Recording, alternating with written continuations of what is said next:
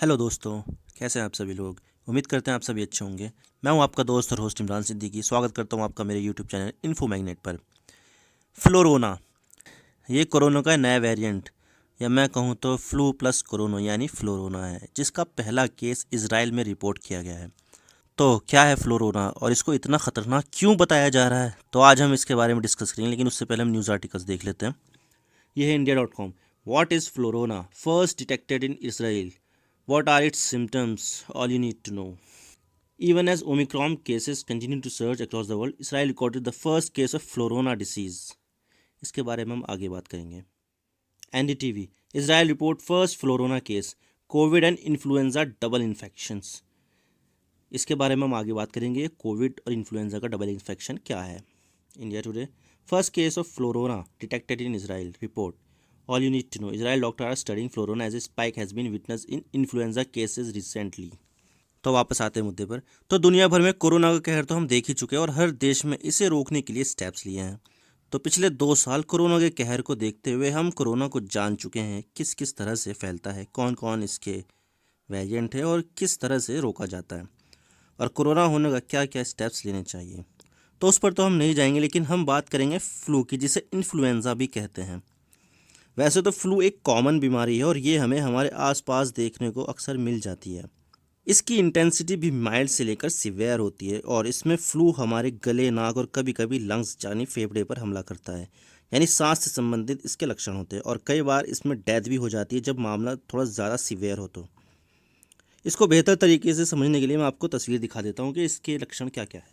तो symptoms of influenza, यानी कि इन्फ्लुएंजा के लक्षण, इसमें सेंट्रल में हेडेक होगी, सर दर्द होगा, सिस्टमैटिक फीवर होगा, यूजुअली हाई फीवर, मस्कुलर में एक्सट्रीम टायर्डनेस, यानी कि इसमें थकान ज़्यादा होगी, गैस्ट्रिक वॉमिटिंग, यानी कि कभी कभी इसमें उल्टी भी होगी, रेस्पिरेटरी में इसमें कफिंग हो सकती है, यानी खांसी होगी, रनी और स्टफ़ी नोज़, यानी कि इसमें नाक बहना शामिल है, सोर थ्रोट, खट्टी डकारें आएगी, एशेस यानी दबाव। तो ये सारे सिम्टम्स हो जाते हैं इन्फ्लुएंजा के, यानी फ्लू के। अब इसके बारे में थोड़ी और जानकारी डिटेल से जान लेते हैं कि क्या होता है ये। तो ये फ्लू है जिसको हम अक्सर ये इन्फ्लुएंजा है जिसको हम अक्सर फ्लू भी कहते हैं। A common viral infection that can be deadly especially in high risk group, यानी कि ये डेडली भी हो सकती है अगर इसमें ज़्यादा सिवियर मामला हो जाए तो। The flu attacks the lung, फेफड़े को अटैक करता है, नोज एंड थ्रोट्स, नाक और गले को। Young children, older adults and pregnant women and people with chronic disease और weak immune system are at high risk, यानी कि जो बच्चे होते हैं, जो बुज़ुर्ग होते हैं, प्रेग्नेंट महिला होती है, या फिर किसी को कोई दूसरी बीमारी होती है जिनका इम्यून सिस्टम वीक होता है, वो इसमें हाई रिस्क पे होते हैं। और भारत में लगभग 10 मिलियन केसेस हर साल इसके रिपोर्ट किए जाते हैं, यानी 10 million, 1 crore cases. Spreads easily, यानी कि ये तेज़ी से फैलता है। Partly prevented by vaccine, vaccine से ये प्रिवेंट किया जाता है पार्टली। यूजुअली सेल्फ ट्रीटेबल, अक्सर ये हमें खुद से ही ठीक हो जाता है। ये यूजुअली सेल्फ डायग्नोजेबल, यानी हम इसको अक्सर खुद से ही पता लगा लेते हैं। लैब टेस्ट और इमेजिंग रेयरली रिक्वायर्ड, यानी कि लैब टेस्ट इसमें कम से कम रिक्वायर होता है, यानी कि रिक्वायर की ज़रूरत ज़्यादा पड़ती नहीं है। Short term, resolve with in days two weeks, यानी कि शॉर्ट टर्म होता है इसकी लाइफ, कुछ दिनों में या फिर कुछ हफ्तों में ये ठीक हो जाता है।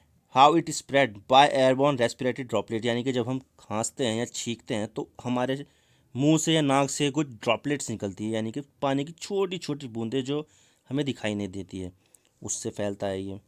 Bye touching and contaminated surface, यानी कि अगर हम किसी को पहले से छू लें, अगर जहाँ पर इसके लक्षण पहले से ही शामिल है, तो वो जो है ना, हम नाक वाक पे लगाएंगे तो उससे फैलेगा। बाय सलाइवा, यानी कि थूक से अगर हम किस करते हैं, या शेयर ड्रिंक, यानी कि कोई सी चाय पी ली, किसी की झूठी चाय पी ली, किसी की कॉफ़ी झूठी पी ली, किसी का पानी पी लिया झूठा, जूस पी लिया, उससे हो जाएगा।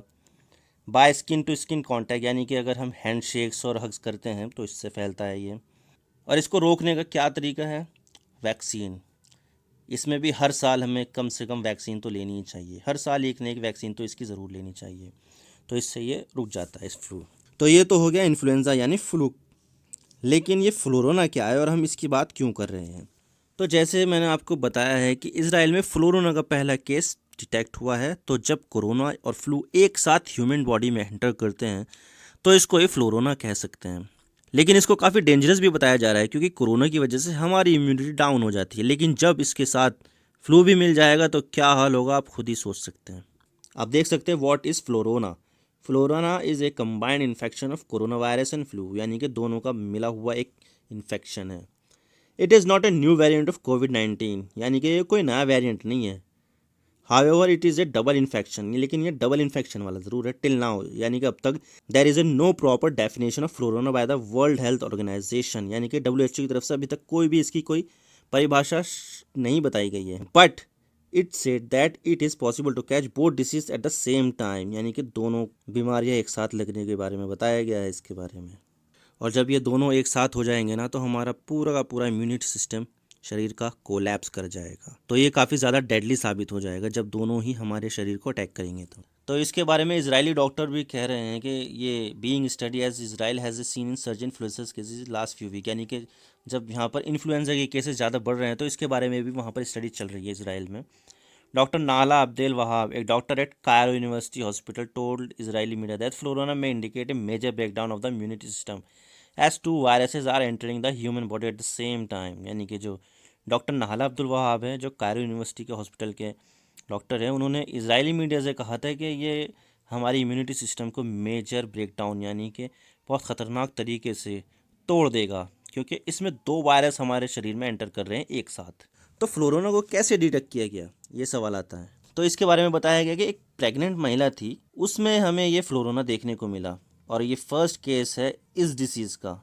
Israeli newspaper Yedioth Ahronoth reported as quoted by Hindustan Time that the young women was not vaccinated. लेकिन मैं आपको बता दूं कि इस महिला ने ना तो कोरोना की वैक्सीन लगवाई है, ना ही फ्लू की वैक्सीन लगवाई है। तो आप समझ सकते हैं कि वैक्सीन लगवाना कितना ज़रूरी है और हमें जो भी कोविड के प्रोटोकॉल है उसको फॉलो करना चाहिए।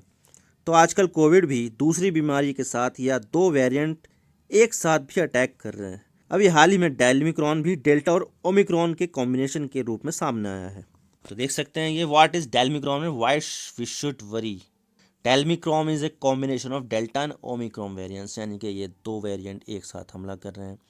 This can transit even faster than Omicron, यानी कि ये ओमिक्रॉन से भी ज़्यादा खतरनाक साबित होगा। लेकिन मैं आपको बता दूं कि कुछ भी होता है तो आपको सबसे पहले डॉक्टर से कंसल्ट करना चाहिए, क्योंकि मैं डॉक्टर भी नहीं हूं और आपको डॉक्टर ही बेहतर तरीके से जानकारी दे सकता है। तो कुछ भी ऐसा सामने आता है केसेस, तो आप प्लीज़ डॉक्टर से कंसल्ट ज़रूर कीजिएगा, क्योंकि वो आपके शरीर को बेहतर तरीके से समझ पाएगा। इस कोरोना के दौर में आप सुरक्षित रहिए, दूसरों को भी सुरक्षित कीजिए और जो भी कोविड के प्रोटोकॉल है उसको ज़रूर फॉलो कीजिए और वैक्सीन ज़रूर लगवाइए।